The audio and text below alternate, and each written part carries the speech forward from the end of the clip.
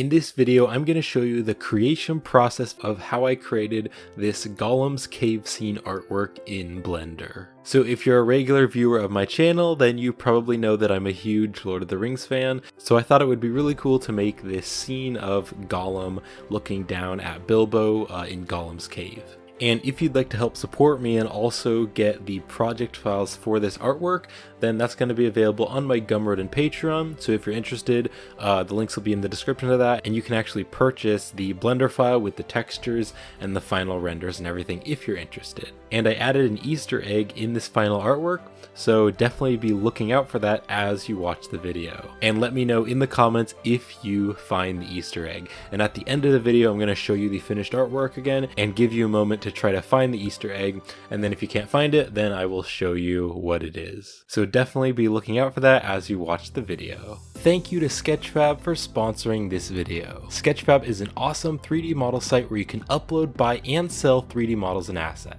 What I love about Sketchfab is that you can upload and preview your 3D models in your browser and even view them on a phone or tablet. Sketchfab also has a 3D model store where you can purchase assets for your 3D work. You can also sell your own 3D models on the platform. Check out Sketchfab with the links in the description. So I actually started out not in Blender, but I actually started out in Krita, and I just used my drawing tablet and I just sketched out the basic idea of what I wanted the artwork to look like. I really wanted to get the composition right and just make sure the scene looked all good before I actually went ahead and created the whole thing. So I just sketched out the basic idea that I wanted to create. So you can see I sketched out Gollum there and then just like drew this kind of rock that he's sitting on, just kind of looking down at Bilbo. And I have Bilbo there with Sting, his little sword. Just drawing a basic character of Bilbo. I didn't really need to go into tons of detail. The main reason why I sketched it out first is because I wanted to make sure the composition looked good and like the placement of where everything was. Then I just did some basic coloring because I wanted to get a feel for the lighting and just kind of see how it would look. And also just added a vignette so that the image was darker around the sides. So there we go, there is the final sketch. Pretty simple, but it did give me a good idea for what I wanted to create. Especially if you're making a big scene like this, I think that sketching it out first is really helpful. So then I went ahead and got a bunch of reference images online because reference images are super important. So I grabbed a ton of reference images and then put them on a second monitor, and then I started to actually create Gollum in Blender. So what I did is I used the meta balls in Blender.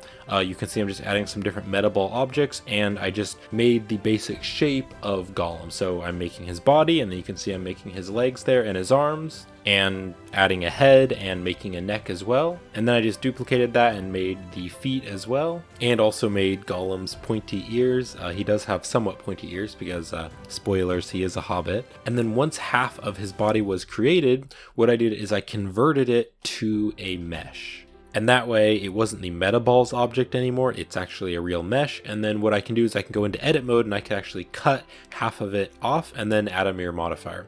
So what I did is I pressed K, and that's going to bring up the knife tool. Then I pressed Z to make it go through the entire mesh. And then I also pressed C, and that turned on this angle constraint. So it constrains the cut to 45-degree angles. Just cut through Gollum, and then I just deleted half of it and then added the mirror modifier. And that was Gollum's base mesh. So then I went ahead in sculpting, again using my drawing tablet, and just started to sculpt Gollum. And again, getting really good reference images is super important, so definitely recommend that when you're making any kind of artwork. I grabbed a bunch of reference images of Gollum to help me out, and then just started to sculpt Gollum. I just started with his head and added his nose. And Gollum is pretty bony and thin. He's definitely underfed, so I tried to make him look pretty bony. And you can see I made the cheeks like really sink in there to make him look like he's kind of underfed. Adding in all those different muscles and bones, he is pretty thin and skinny, so you can definitely see where those muscles and bones are on him. And then after I did some of the sculpting on Gollum, I decided to set up the scene a little bit more. So I added a cube, and I just modeled that cube to make the cliff that he's kind of on, and he's kind of peering over looking at Bilbo. And then I also added a camera and kind of stuck that camera behind him and just started to create the composition of the scene. So you can see there I'm just extruding out that cube and making that cliff edge that Gollum is on. Just extruding it and adding some loop cuts and just making the basic shape. And then I also added a plane, and then I added the ocean modifier on the plane. And the ocean modifier is really cool. It makes super realistic water, so you can like repeat it so that the same thing is repeated. You can also animate it, which is really cool, and you can add like more or less resolution depending on how much detail you want. So it's super awesome, works really well, so I just use that. And then I also started to model that rocky area where Bilbo is standing on, so I just used a cube, added a subsurf, just kind of extruded it and made the shape that I want, and then kind of extruded it back and extruded it up to make the back rock wall behind Bilbo. I really want to just make the entire scene very early on, even if I'm just using primitive shapes, just to kind of get an idea of how the scene is and also play around with the proportions, getting the proportions right, because that's really important as well. So I think it really helps if you kind of jump around and work on different things instead of just working on one thing for a really long time. And then I just duplicated that cube and extruded it out and made the other side of the lake.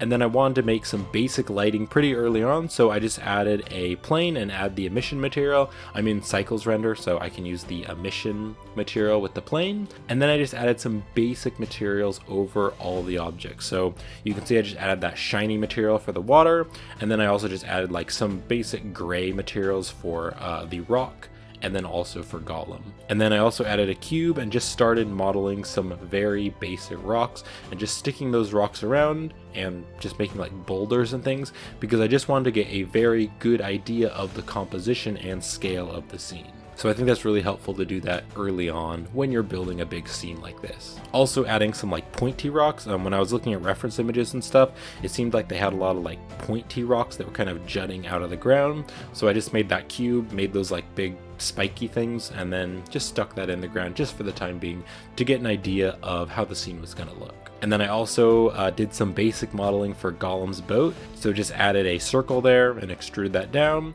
Just made a basic base mesh for Gollum's boat and just stuck that kind of there on the edge of the water. And then I've created some human base meshes for sculpting, and I appended in my male base mesh for sculpting, and I just used that for a base mesh for Bilbo before I created Bilbo. And if you'd like to download this base mesh, I have a free download on my Gumroad of a female and male base meshes for sculpting. If you'd like to download that, it's totally free. You can do that over on my Gumroad with the link in the description. So I just brought that over to Gollum, and then I kind of scaled it down because hobbits are pretty short. Gollum is a hobbit as well, so he's kind of the size of Bilbo, but he's kind of like crouching over. But I just want to put them side by side so that I could make sure the proportions and scale were correct.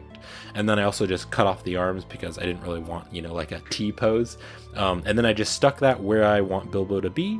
And so there's how it was looking so far. Pretty cool. Still have to add a lot more detail. And so that water there, I turned the detail and the scale up of those waves a lot to add a lot more detail. And that really helps to add a lot more detail to the scene. And then I went back over to Gollum and did some more sculpting, extruding out those fingers and also just adding a lot more detail to the Gollum sculpt. And then I wanted to sculpt like the rock cave and like sculpt all the rocks and everything in the environment. So I looked online for some rock sculpting brushes, and I found these super awesome rock sculpting brushes. This is a free pack of sculpting brushes, and this is by Brandon Funk. So thank you, Brandon, for creating these. This is really awesome. So I'll leave a link in the description to this on his Gumroad. I just found these online. They work really well. Super awesome rock sculpting brushes. So highly recommend these if you'd like to download them. I'll leave a link in the description. So I downloaded those rock brushes and then add them into the sculpting in Blender, and I just started to sculpt the details of the rock into the different pieces. And this was really fun. It was really cool to do, just grabbing different brushes, choosing from the different ones, and then just clicking around on those rock shapes and just adding rock textures to them. It really made it look a lot more like rock. It was really cool. Also, I used the clay strips brush and kind of cut in there, you can see, to kind of make the rock different shapes. And then just grabbing different rock brushes and then just going along there and adding tons of detail into the cliff or the rock edge. It was really cool. And then of course I needed some sort of rock texture for those rocks.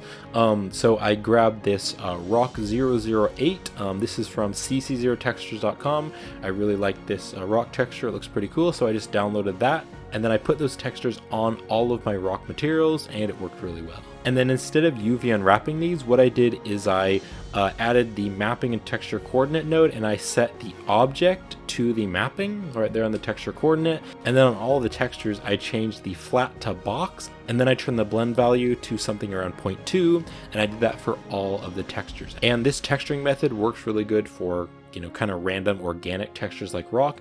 It just places the texture all around kind of evenly around your object, and it works really well. So I use it a lot for things like this. And then I also wanted to make that rock material look a little bit more interesting. So what I did is I added in the geometry node and used the pointiness value and plugged that in. And then I also added a color ramp to add more contrast. And you can see what it's doing. It's making the parts that are going in of the mesh, it's making that darker. And then the parts of the mesh that are coming out, it's making that lighter. So I used that and added that into the color, and it really added a lot, and it made the final material look really cool. And then just playing around with the lighting, adding some rim lights, because rim lights can really help to make the objects pop out, especially the characters. It is a dark scene, but I did want to add some rim lights. It really helps to just make the scene look better. Just lighting up the scene a little bit with kind of like a blue and a yellow color. Alright, so it was time to sculpt Bilbo now. So I just added a sphere, went into sculpt mode, and I just started to sculpt the basic head of Bilbo. Definitely downloaded a bunch of reference images, looking at lots of references of Bilbo to try to get it look as much like Bilbo as I could. I do find sculpting likeness in characters, like trying to make them look like someone in real life, it's pretty challenging. It's pretty hard to do. I like to do portrait drawing, and I find getting the likeness, making it really look like a specific person, is quite challenging. So it's definitely something that I still need to improve on and master that skill. So just adding in all those facial features of Bilbo, adding that neck there, extruding that down, and then adding in all those like neck muscles. And then I added some spheres and used those for the eyes, and then sculpted the eyelids around those eyes. Just adding in all those little subtle details on the skin, trying to get it as close to Bilbo as I could. And then I also added a new object for the hair. I like to add a new object for the hair, just that it doesn't mess with the face mesh. So just started to sculpt the hair. I started off by just kind of making the basic shape of the hair, and then I turned off the symmetry, and that way I could make the hair look different on either side. And then Bilbo's hair is pretty curly, so I tried to do that. I used like the snake hook brush and kind of tried to make his hair kind of curly.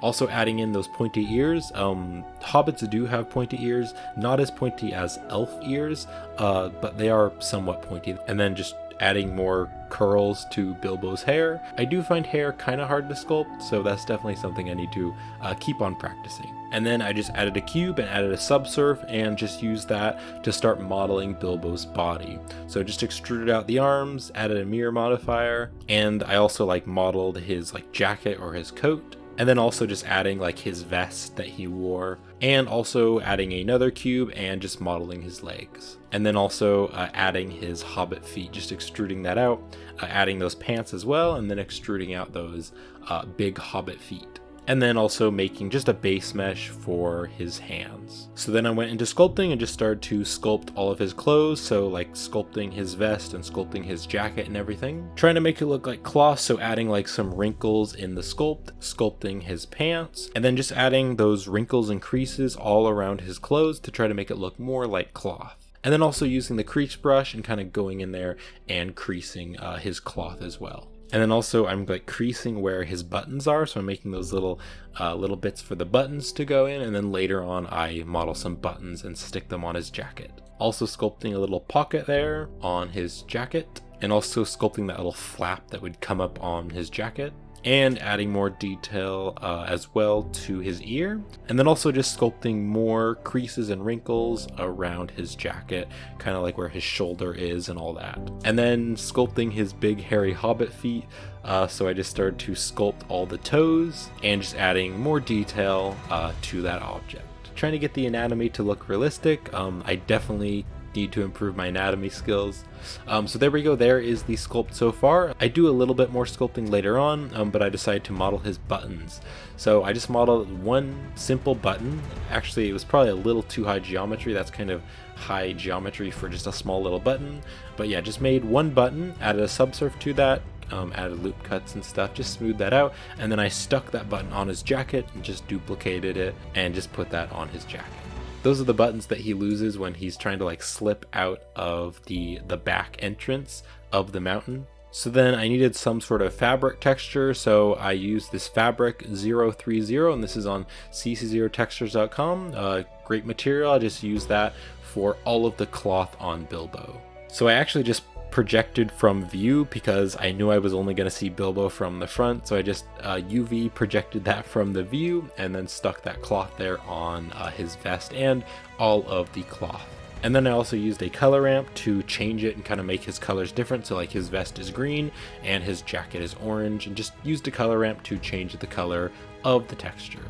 Also adding like a shiny kind of copper material for his buttons. And then just adding a basic material for his skin, and then just making a basic hair material, just kind of using a brown color. And then again, I used that geometry node and used the pointiness value to kind of make the hair look darker in the crevices, and then where the hair kind of bumps out, make that a little bit lighter. Adding the material for his pants, just made like a brown material. And then I decided to go back and sculpt Gollum more, so I just added more details to Gollum, kind of sculpting his face more, and sculpting Gollum's ears, his pointy ears. Just adding a lot more detail there, adding in more like wrinkles and things, and just adding more detail to Gollum. Also, you can see I'm adding the bumps there on his spine because his spine is pretty bumpy. And then also, when I was looking at reference images of Gollum, it looks like Gollum has a bunch of scars on his back. So I just used the crease brush and kind of creased in those scars there on his back. And then adding in a sphere there and using that for Gollum's eyes. Added a mirror modifier and just mirrored those eyes over, and Gollum is really looking kind of creepy at that point. So there we go, there's the scene so far. It's looking a lot better, adding a lot more detail in there. So I jumped back over to Bilbo and kind of sculpted more of him. I still needed to sculpt his hands, but pretty much the rest of him was done. Also just adding a little bit more detail in his feet as well. And then I opened up a new Blender file and started to model Bilbo's sword, Sting. So just extruding that up, just basically box modeling a basic sword, adding the hilt, and making the sword very shiny and pokey. And then also just making a basic handle and sticking that into the sword. And then I added that shiny material there on Sting, and then I also just added some basic materials for the handle.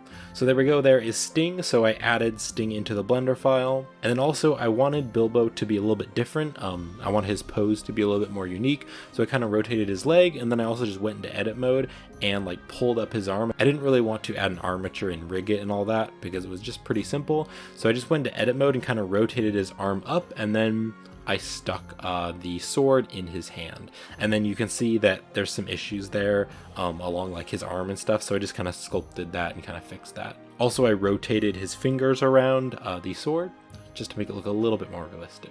Alright, and there is the finished Bilbo model with the sword. So then I appended the Bilbo model into the other Blender file, just stuck that in place of the base mesh, and then just deleted the base mesh. So the scene is really starting to look cool. Still need to add a lot more detail, but it's looking pretty cool. So I decided just to do a little bit of compositing just to kind of see how it was looking. I also added the vignette just to kind of make the edges a little bit darker. It definitely makes the scene more interesting, and it kind of draws your eyes into the center of the scene. So then what I did is I duplicated that rock cliff because I didn't really want to sculpt another one. So I just duplicated it and kind of deleted some of it and just replaced that rock cliff for those other pieces of the rocks. Just made some boulders kind of coming out of the ground. And then I wanted to have a bunch of little rocks and put those around the scene. So I just made some basic rocks. There's a really easy way to make rocks in Blender using Blender's rock generator. If you'd like to check that out, I do have a video on my YouTube channel, how to make realistic rocks using Blender's rock generator. It's really easy and the rocks look quite realistic. So you can definitely check that out if you'd like to see how to make rocks pretty easily in Blender. So I just made some basic rocks using like some displacements and things like that. And then I just added that same material, the same rock material, onto those objects, and then I just duplicated those rocks and made them a little bit different, kind of changed the shape of them to make some rock assets. And then I wanted to add even more detail to the scene, so those base ground objects, I just added a displacement modifier with a noise texture just to make it even more lumpy and just add more detail to the scene. and I did that for the back one as well. And then again, I used those really awesome rock sculpting brushes and just went along there and sculpted in more rock details into the ground. I really like these sculpting rock brushes. They worked really well. Just sculpting in lots of detail. I really wanted to have a lot of rock detail to make the scene very interesting, and it was also just really fun to just drag out those rocks using those brushes. It was really cool. You can see there I'm just going to my file browser and adding those different rock brushes, and then just using them, going around there, kind of adding the detail in there, and then just going to another rock brush, adding that in, and then doing the same thing. And then I also did that for the other part of the ground across the lake. And then I actually took some other rocks that I had made from that how to make realistic rocks tutorial and just appended that in because I wanted to use those as well. And then on those base ground objects, I added a particle system and then told it to use those rocks. So what you do is you take all those rocks and you put them together into a collection, and then you can tell the particle system to use that collection. So just stuck all the rocks there as a particle system, and then I went into weight paint mode and weight painted where I wanted the rocks to be, and then I used that weight paint to tell it where the rocks were going to be in the particle system. And then I just kind of changed the scale and changed the position and like changed the number of those rocks. Adding in those rock particles really helped to make it look more realistic and really interesting. And then I thought that something kind of looked weird with the scene because I was using the same exact rock texture across the entire scene, and I thought that that kind of looked a bit repetitive and a bit boring. So what I decided to do is I decided to use my procedural rock material. If you'd like to watch that, I have a video on my YouTube channel, procedural rock material blender tutorial. You can check that out. There should be a card up there on the screen and also a link in the video description. So I actually appended that material into Blender and just stuck it into the rock material that I had already made. And then what I did is I added a noise texture and I used that to mix the two materials together. So I had the material from CC0 Textures, the rock textures that I downloaded, and then I also had the procedural rock material that I created. So I used that noise texture there. You can see like it looks black and white, and I used that to mix the two rock materials together, and it really helped. I really like how it turned out. It really made the scene look a lot more interesting. And just made the rock material look less repetitive because I was mixing two shaders together. And then I need to add a lot more detail to Gollum's boat, so I decided to go ahead and do that. So I just like extruded out some pieces of wood or like pieces of bones or something. I don't really know what Gollum's boat was made out of, just kind of like old stuff that he could find in the cave. And it was pretty hard to find good reference images for Gollum's boat.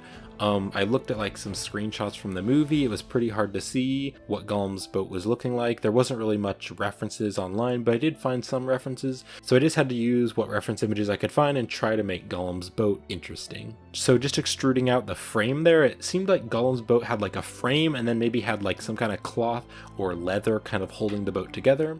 So just duplicating the pieces of the frame. And then it looked to me like they used a leather material for Gollum's boat. So again, on CC0 Textures, I downloaded this leather 027 CC0 Textures, and I just used the normal map and stuck the normal map onto the material where I wanted that leather. And then I changed the color to kind of like a dark brown color. And then looking at reference images, it seems to me like Gollum used like rope, like maybe he found some old rope in the cave, and it looks like he used the rope to tie together his boat. So I just used this object here, just extruded out those pieces, kind of made it look like there was kind of rope kind of laying around in the boat, and then also made those circles there to look like he had kind of made some knots and kind of tied those pieces of wood or bones or whatever together to kind of keep the boat together. And then again, looking at reference images from the boat, it seems like there was like a bunch of bones in the boat, like maybe Gollum had been gnawing on them, maybe he found some orc bones or something in the bottom of the cave. So yeah, just modeled some basic bones. I modeled a few different bone objects, added a subsurf, kind of smoothed them out, and then I just stuck those bones into Gollum's boat. And then I also added a plane and subdivided it, and then used the cloth simulator, and I just simulated the cloth kind of hanging around the boat because it seemed like Gollum's boat had some like pieces of cloth and fabric and stuff hanging on the side of it. And then I also used the cloth brush in Blender, that new awesome feature, and I just used that to make the cloth more detailed and add more wrinkles to the cloth. And then I just added a basic leather material using that same texture, and then just kind of made it a brown color.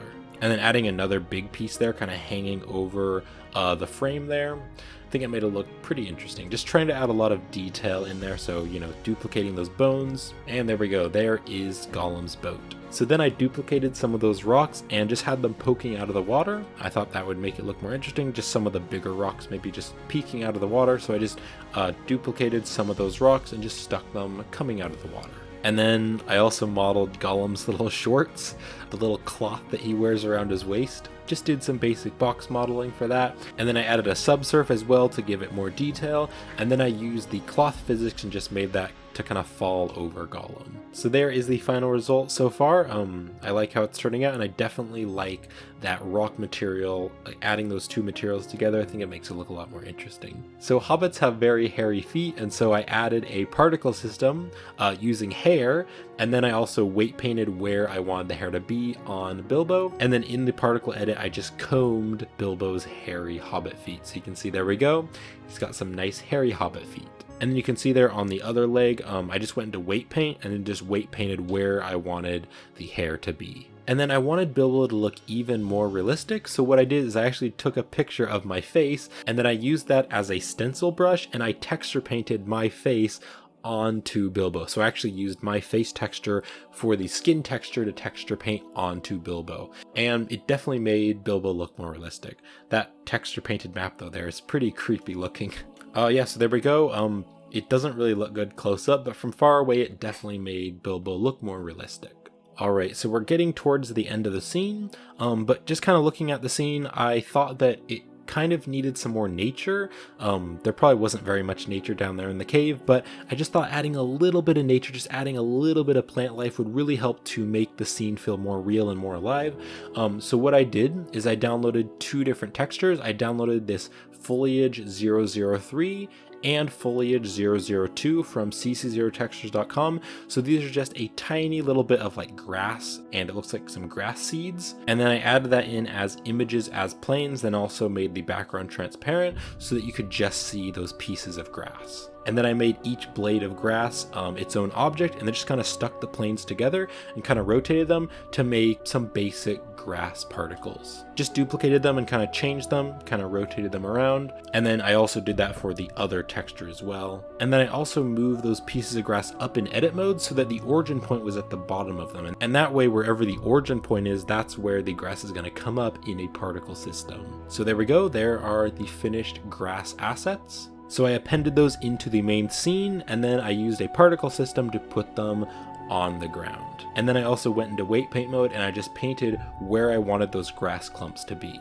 And then used that as the density in the vertex group, just painted around there to make the grass. And I really think that adding that little bit of grass just really helped just to add some little bit of plant life. I think it made the scene look a lot more interesting and just kind of finished it up really nicely. Alright, and there we go. So there is the finished Gollum's Cave scene. Now remember, there was an Easter egg that I added into the scene, so if you found it already, then post in the comments that you found the Easter egg. But if you haven't found the Easter egg yet, then just take a look at the scene, look for the Easter egg. I'm gonna hide my face, just kind of make the final artwork full screen. I don't know if you guys have found it yet, maybe you have. It's kind of hard to see. I wanted to make it somewhat easy to see, but not too easy to see so that you could find it, but you wouldn't really notice it. I didn't want to make it too glaring. So this is your last chance if you want to pause the video and look for it, but now I'm going to show you where it is. So right there, kind of on the side there, in between those two rocks, you can see there is a Suzanne monkey head, and you can see that I added the rock material on it, so I basically just added a little rock Suzanne. So it's kind of hard to see, it kind of blends in with the ground, but I think it was a cool little nod to Blender and, you know, to the Suzanne monkey head. So there we go. Now in the final scene, you can probably see it. So there's the final scene. You can probably notice it now. So that's going to be it for this video. So I hope it was helpful to kind of get some ideas for how I create big scenes like this. So if you want to create your own big scene, hopefully this gave you a good idea of how I would create it in the creation process. And if you'd like to help support me and also get the finished Blender file and the textures and the final render and all the project files for this artwork, then that's going to be available on my Gumroad and Patreon. Links will be in the description, and that will help to support me, so I do really appreciate it. And again, let me know if you saw the Easter egg before I revealed it to you guys. Okay, so that's going to be it for this video. Thank you for watching, and I will see you in a future video.